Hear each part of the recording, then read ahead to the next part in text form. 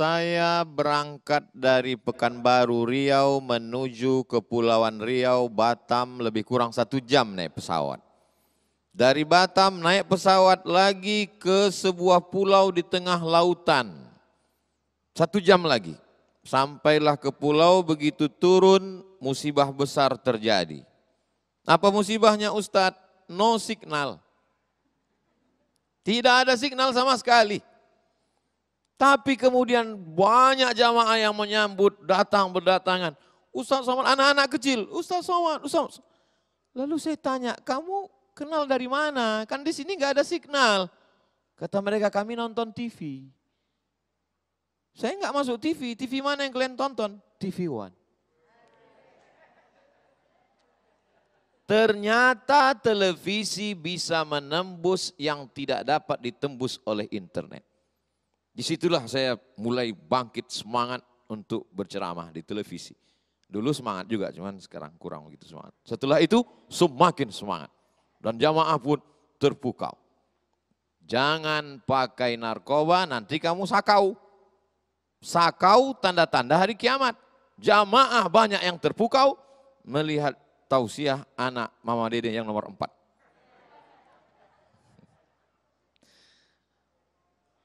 Tapi jangan lupa, kalau televisi masih ada sensornya, masih ada komisi penyiaran yang memantaunya dan terbatas. Mari kita merenung beberapa puluh tahun dulu, nonton televisi hanya sampai jam 12 siang. Sinetron yang paling terbaik waktu itu, Tuan Baron, Little Missy. Lalu kemudian hari berganti, musim berubah.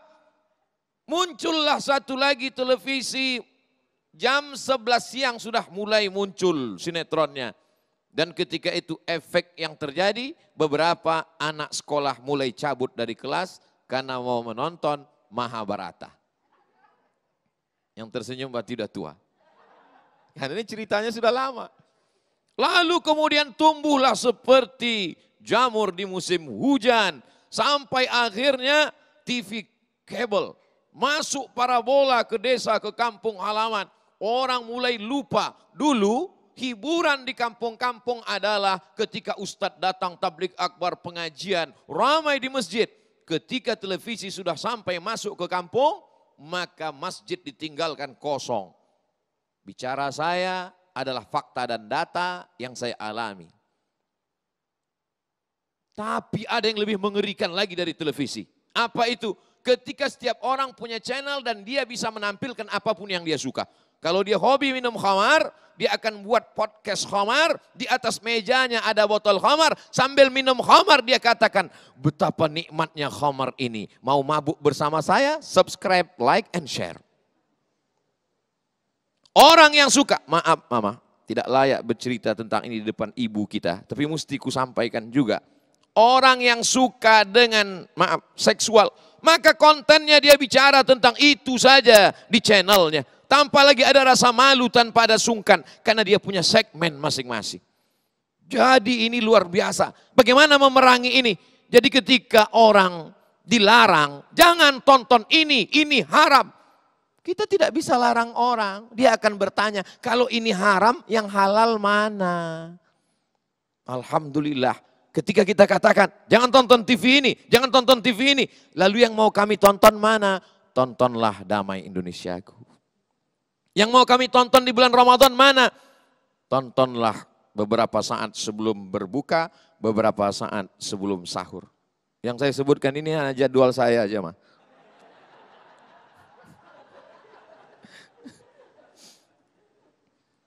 Ustadz Somad mengatakan membuat TikTok lip sync ceramah Ustadz itu katanya nggak setuju, ngejek-ngejek Ustadz, katanya nanti amalnya jadi dosa jariah mengalir sampai ke kuburnya. Tapi orang yang bisa menirukan tausiah Mama Dede sampai mulutnya serentak seperti yang diucapkan, itu kan menunjukkan bahwa dia terus mendengar, berarti kan dia baik. Kalau yang menirukan tausiah Mama Dede, perempuan pakai hijab, pakai jilbab, sopan, teruskanlah, dia akan menjadi amal jariah.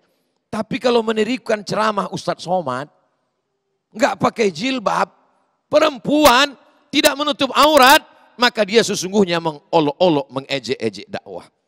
Tapi kalau dia sopan, dia baik, dia mengenalkan dakwah, maka sesungguhnya itu adalah amal soleh. Maka ini menjadi perhatian kita bersama. Ketika kita dikatakan dalam Al-Quran, la taqulu ra'ina, jangan kau katakan ra'ina. Ra'ina diambil dari kata ra'unah, ungkapan orang Yahudi untuk mengolok-olok, mengejek Islam. Lalu alternatifnya mana? Wa qulun zurna wasma'u, perhatikanlah kami, tapi jangan pakai kata ra'una. Ketika kita berkata, website ini haram, TikTok ini haram, sinetron ini haram, maka sesungguhnya kita mesti bisa memberikan alternatif. Ini yang halal, ini yang boleh, ini yang mendidik, ini yang memberikan tuntunan, ini yang menyegarkan umat. Ini tantangan bagi kita semua. Mungkin bahan-bahannya dari ustadz. Hai para guru besar di kampus, di universitas, kalian yang profesor doktor membaca kitab, wahai para kiai, tuan-tuan guru, alim ulama di pondok pesantren, kalian yang menyiapkan bahannya, lalu saudara-saudara kita dari insan seni, dari paski, dari musyawarah, dari saudara-saudara sahabat hijrah, mereka akan membuatkan konten videonya, lalu kemudian akan diiklankan oleh guru-guru kita. Ini yang akan membentuk anak-anak kita sekarang. Saya mampir ke salah satu pondok tahfiz. Assalamualaikum Ibu. Waalaikumsalam. Gimana proses anak-anak tahfiz? Alhamdulillah Ustadz, kami ajarkan terus anak-anak. Gimana tertinggi targetnya? Sampai hari ini mereka bisa hafal juz 29, 30 sebelum masuk SD. Wow, mantap sekali. Apa keluhan yang ibu rasakan selama mengajar mereka? Setiap 10 menit guru-guru di kelas mesti buat iklan Pak Ustadz. Setiap 10 menit. Kenapa? Anak-anak ini mudah jemu. Dari mana dia datang jemu bosan itu? Ternyata televisi membentuk pola pikir anak. Kenapa setiap 10 menit guru mesti buat iklan? Karena setiap 10 menit ada iklan di televisi. Ustadz Abdul Somad, sekarang kita ke Ustadz Abdul Somad. Mengingat dulu mungkin perjalanan media televisi yang ada satu televisi nasional, TVRI pada saat itu, kemudian muncullah TV swasta, dan sekarang hadir TV-TV yang istilahnya personal TV. Mereka bahkan memiliki kemampuan untuk bisa menampilkan channel-channel sendiri. Tapi ada satu hal yang barangkali dilupakan, masalah akhlak, masalah adab dalam membuat sebuah tayangan-tayangan. Saya ingin mendengarkan bagaimana tanggapan Ustadz Abdul Somad. Jangan lupa, kita ini negara kesatuan Republik Indonesia. Di dalam lagu kebangsaan itu yang lebih dulu dibangun adalah bangunlah jiwanya. Setelah itu baru dibangun badannya. Maka jiwa manusia ini dirusak oleh khamar. Islam datang menjaga 5. Hifzun nafs, menjaga nyawa, maka haram membunuh. Hifzul aql, menjaga akal, maka haram minum khamar, pakai narkoba. Hifzul mal, menjaga harta, maka haram mencuri, merampok, merampas. Hifzul nasal, menjaga keturunan, maka haram melakukan perbuatan zina, prostitusi, mohon maaf. Kemudian hifzul aurat, menjaga kehormatan diri, haram caci maki. Maka dasar-dasar ini mesti kita terapkan dalam dunia demokrasi, suara terbanyak, suara Tuhan, maka kewajiban bagi kita sebagai mayoritas untuk menjaga 5 yang perlu dipelihara ini. Maka semua orang yang punya personal TV secara masyarakat kita mesti ada amar ma'ruf nahi mungkar, dan saudara-saudara kita yang duduk di anggota legislatif dia mesti mengeluarkan undang-undang yang bisa mengikat. Karena kalau hanya masyarakat ini diceramahi dari bawah tanpa ada diikat dari atas, sulit untuk terwujud masyarakat yang karakter berakhlakul karimah. Baik, terima kasih Paulin. Ini dari @anggian_asan. Ustadz, Assalamualaikum Mama dan Ustadz. Waalaikumsalam warahmatullahi wabarakatuh. Sebelumnya saya mau mengucapkan selamat ulang tahun ke-13 TV One. Semoga makin maju dan selalu tampil beda. Pertanyaan saya mengenai pelaksanaan amar ma'ruf nahi mungkar yang sesuai ajaran Rasulullah. Bagaimana menyikapi adanya perbedaan metode pelaksanaan amar ma'ruf nahi mungkar? Silakan Ustaz. Waalaikumsalam warahmatullahi wabarakatuh. Kuntum khaira ummah, kamu akan menjadi umat yang paling baik. Syaratnya 3. Ta'muruna bil ma'ruf, ajak orang buat baik. Wa tanhauna 'anil munkar, larang orang buat mungkar. Wa tu'minuna billah, tapi dasar utamanya adalah iman kepada Allah. Cara amar ma'ruf macam-macam. Ada orang yang bicaranya lantang, tapi ada orang yang bicaranya lembut, soft. Ada yang tidak bicara tapi menulis buku, membuat video pendek yang membuat berkesan, hati orang menjadi tersentuh. Maka perbedaan metode ini dalam Islam ada 3 cara yang tidak pernah orang bersatu. Yang pertama nasyun, kelompok yang berpegang kepada teks, namanya golongan tekstualis. Yang kedua akliyun, kelompok yang berpegang kepada akal, namanya kaum rasionalis.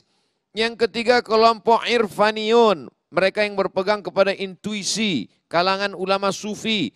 Ketiga-tiga kelompok ini selalu tidak sejalan karena berbeda metode.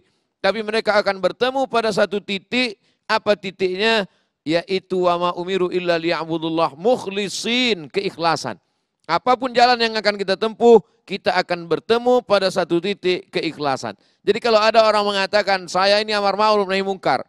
Kenapa bisa terjadi clash? Berarti kita masalahnya adalah masalah ikhlas. Kalau kita sama-sama ikhlas, insya Allah pintu ikhlaslah pintu yang tidak bisa dimasuki setan. Illa ibadaka minhumul mukhlasin. Kecuali hambamu yang ikhlas, kata pengakuan iblis kepada Allah subhanahu wa ta'ala. Semoga kita melakukan amar ma'ruf nahi mungkar ini termasuk golongan yang ikhlas karena Allah. Amin.